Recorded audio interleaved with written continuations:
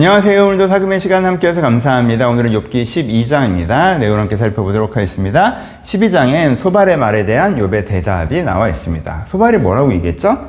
소발이 복음을 전했죠, 욥에게. 하나님께서 위대하신데 그 위대하신 하나님이 우리 가운데 귀중한 진리를 전달하고 계셔. 그 진리가 뭐야? 우리가 죄인 되었을 때 회개하면 우리 가운데 생명의 길을 여신다는 거야 라는 복음을 이야기하죠. 그렇죠? 이 얘기는 너무 귀한 얘기고 맞는 얘기죠. 근데 소발이 지금 욥에게 이야기하는 의도는 뭐예요? 네가 죄인이고 네가 회개를 하면 문제가 해결될 텐데 네가 회개를 안 하는 게 문제야 이 죄인아 라고 사실 이렇게 얘기한 거죠. 소발이. 그렇죠? 그거에 대해서 이제 욥이 대답하는 거예요. 그렇죠? 이제 욥이 대답하는데 이제부터는 욥의 톤이 좀 거칠어집니다. 이제까지 어떤 면에서 좀 설명하는 톤이었잖아요. 아니 그 얘기가 아니고 이런 뜻이야. 야 니네가 이렇게 해야지 뭐 이런 느낌이었는데 이제는 확 그냥 싸우는 톤으로 바뀌어요. 그래서 앞에 욥의 거친 태도가 먼저 나옵니다. 1절부터 3절이죠. 뭐라고 얘기해요? 너만 잘났냐? 라고 얘기하고 야 그걸 누가 몰라? 라고 소발이 한 얘기에 대해서 그거 누가 몰라? 뭐 이런 식으로 얘기하죠. 그렇죠? 2절에 뭐라고 얘기해요?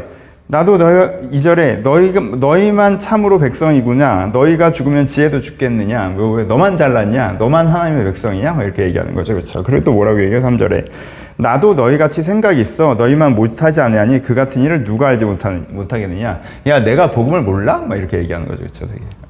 그게 완전 싸우는 톤을 딱 가요. 그러면서 소발에 대해서 신랄하게 규정합니다. 그렇죠?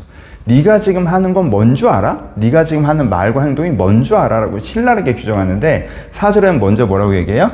네가 하는 건 지금 악인의 조롱이야 라고 얘기해요. 4절에 보면 하나님께 불러 아뢰어 들으심을 입은 내가. 그래서 자기를 뭐라고 표현해요?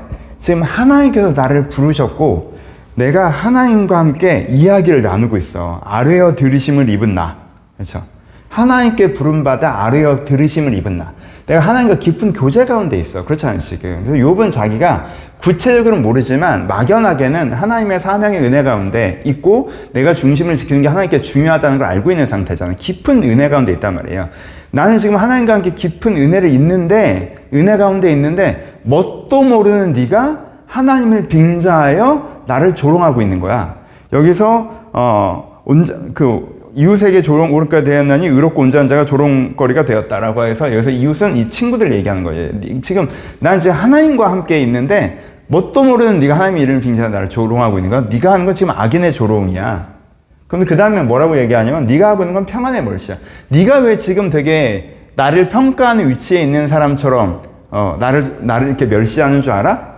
네가 편해서 그렇지. 지금 나는 어렵고 너는 지금 풍부하고 편안하니까 네가 우위에 있다고 생각하고 내가 너보다 못한 존재라고 생각하고 네가 지금 하는 거잖아. 네가 하고 있는 건 평안의 멸시야 라고 5절에 얘기한 거죠. 평안한 자의 마음은 재앙을 멸시하나니. 이 재앙에 대해서 함부로 얘기한다는 거죠. 자기가 평안하니까. 그 다음에 뭐라고 얘기해요? 강도의 형통이라고 얘기하죠. 그렇죠? 강도의 형통이라고 표현해요. 되게 거칠게 규정하죠. 그렇죠? 이게 강도예요. 지금 어려움 당한 욥에게서 정당성을 훔쳐가고 있잖아요. 지금 욥에게 정당성이 있는데 그 욥에게 정당성을 훔쳐가면서 자기가 되게 의로운 양 하고 있는, 그렇죠? 이런 거 하고 있는 거죠. 그렇죠? 근데 뭔 줄 알아?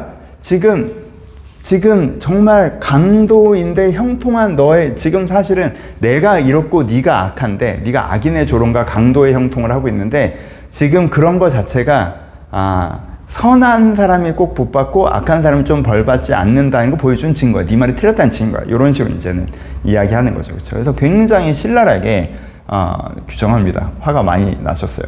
그러면서 이제는 반박하는 내용이 이제 7절부터 25절까지 나오는데 반박도 아주 구체적으로 하지 않아요. 이미 좀 설명을 했던 부분이기 때문에 여기서도 공격성을 띠면서 포인트만 짚는 모습이 있습니다.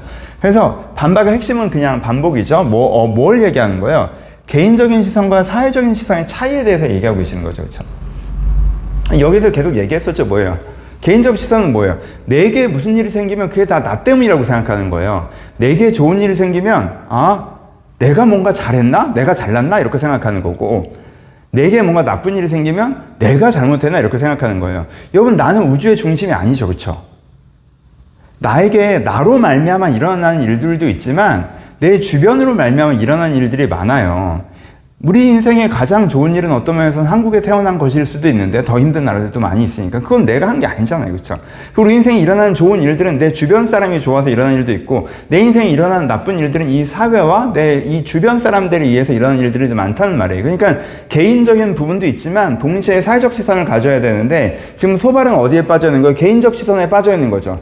하나님이 우리 가운데 구원하시는데 회개하지 않으면 어려움을 당해. 이 말이 틀린 건 아니지만 이건 개인 구원에 대한 얘기잖아요. 지금 욥은 그 상황이 아니라고. 사회적 사명, 지옥으로 간 성도다. 사회적 사명을 감당하고 있는데 이 개인적인 시각을 여기다 갖다 붙이니까 어리석은, 좁은 소견의 어리석음을 지금 소발이 드러내는 거죠. 그래서 기본적으로 설명하는 건 개인적인 시선과 사회적인 시선의 차이를 설명하는 거죠. 고통의 이유는 세 가지라고 말씀드렸어요. 내 잘못도 있지만 내 옆에 있는 사람들의 잘못도 있고 내가 하나님의 사명을 감당하기 위해서일 수도 있고, 그쵸? 그런 부분들이 있다라는 거. 그래서 좀 더 입체적인 일, 내게 일어나는 모든 일이 다 나로 인한 게 아니라는 걸 알아야 되는데 소발과 친구들은 거기서 이제 시야가 좁아져 있는 부분들인 거죠. 그것들을 설명하는 것입니다.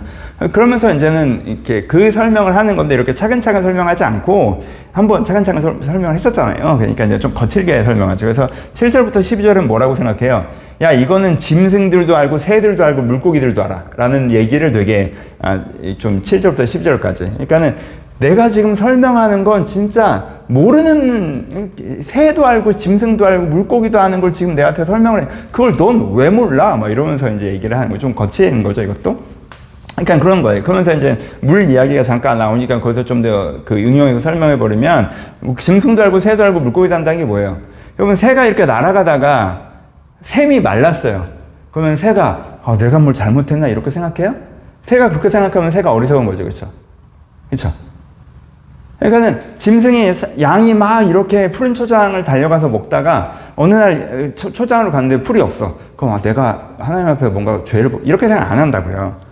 그러니까는 그 자연이라는 큰 흐름 속에서 벌어지는 일 중에 일부로서의 자기 자신을 인지한다고요. 새랑 물고기랑 짐승들은 작은 자신, 겸손을 안다고. 근데 지금 소발은 그걸 모른다라고 얘기하는 거죠. 큰 세계의 일부로서 자신을 인지하는 건 짐승들도 아는 건데 너는 몰라 라고 얘기하는 거죠. 그러면서 그 다음에 이제는 얘기하는 게 뭐예요? 하나님의 주권에서 다양한 일들이 벌어진다는 걸 13절부터 25절까지 얘기하죠. 그렇죠? 귀인이 멸시를 당한 일들도 일어나고 강자가 패배한 일들도 일어나고 죽음의 그늘이 광명을 차지한 일들도 일어나. 그걸 모르니 네가? 라고 얘기하는 거예요. 네가 이 세상에 돌아가는 걸 몰라? 이 사회가 돌아가는 걸 몰라? 라고 얘기하는 거죠. 이건 진짜 그렇잖아요. 아까 뭐 고통의 이유 여러 가지를 이제 성경 예를 들어보면 아합이랑은 악한 왕이 있어요. 그때 이제 엘리야가 하나님의 사람으로서 싸워나갈 때 그때 바알에게 무릎 꿇지 않은 수천 명을 살려두셨다고 하죠. 그 수천 명이 지금 고생하고 있어요? 편안하게 살고 있어요? 이 악한 왕은 고생하고 있어요? 편안하게 살고 있어요?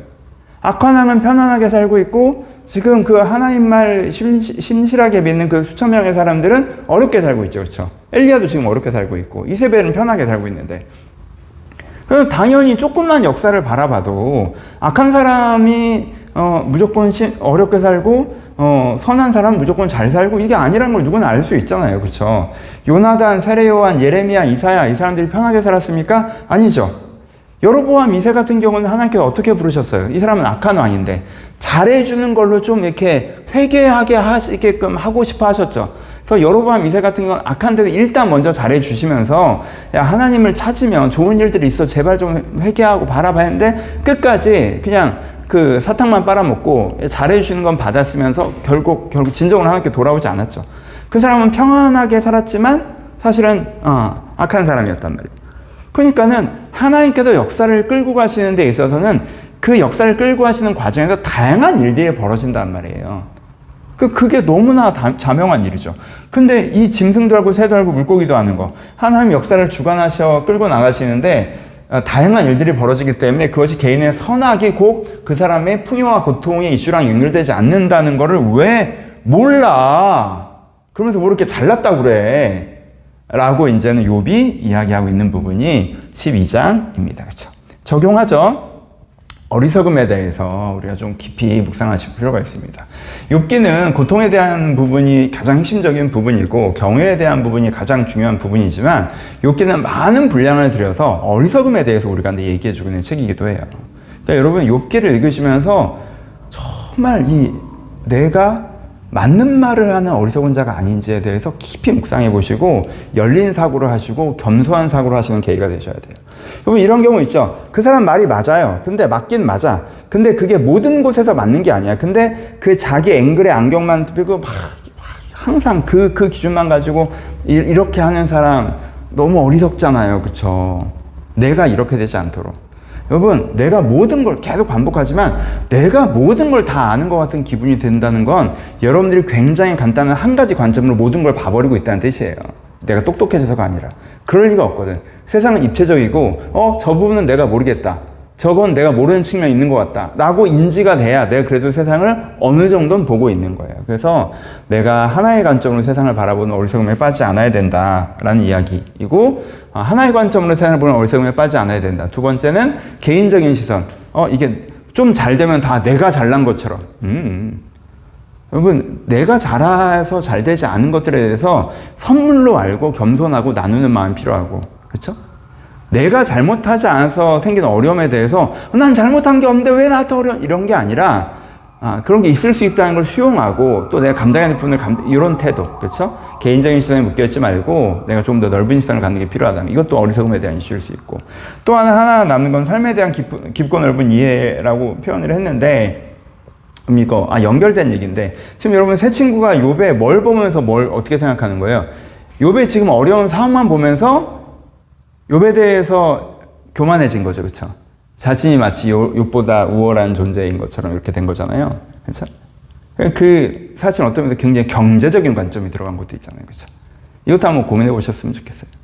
뭐 이렇게 좀 말이 그렇지만 편하게 얘기하면 여러분 되게 경제적으로 좀 내가 잘 살게 되면 내가 되게 잘 살고 있다고 생각하고, 내가 경제적으로 좀 잘 안 되고 있으면 내가 잘못 살았나라고 생각하는 거 되게 어리석은 거예요. 삶을 입체적으로 보셔야 됩니다. 내가 만약에 그렇게 생각하셔서 내가 옛날엔 경제로 좋았는데 내가 요즘엔 경제로 좀 안 좋네, 내가 뭔가 잘못 살았나? 저 사람은 경제적으로 좋네, 저 사람은 나보다 잘 살았나 보다, 이렇게 생각하시면 욥의 친구들 같은 거예요. 되게 어리석은 거예요. 여러분, 경제로 되게 잘 살고 있는데 진짜 잘못 살고 있는 사람들도 많고요. 경제로 지금 되게 잘못 살고 있는데 정말 잘 살고 있는 사람도 많고요. 여러분들이 경제로 괜찮았을 때 사실은 그때가 잘못 살았던 거고요. 지금 경제적으로 좀 어려운데 지금 되게 잘 살고 있는 경우도 되게 많아요. 그렇죠? 이게 꼭 못 살아야 잘하고 있는 건 아니지만 입체적인 거라고. 그래서 여러분들 혹시 삶을 바라보는데 너무 편협한 시선을 갖고 있다면 욥기를 보면서 이 욥의 친구들 같은 어리석음은 내가 꼭 벗어나야겠다라고 묵상해 보셨으면 좋겠습니다. 감사합니다.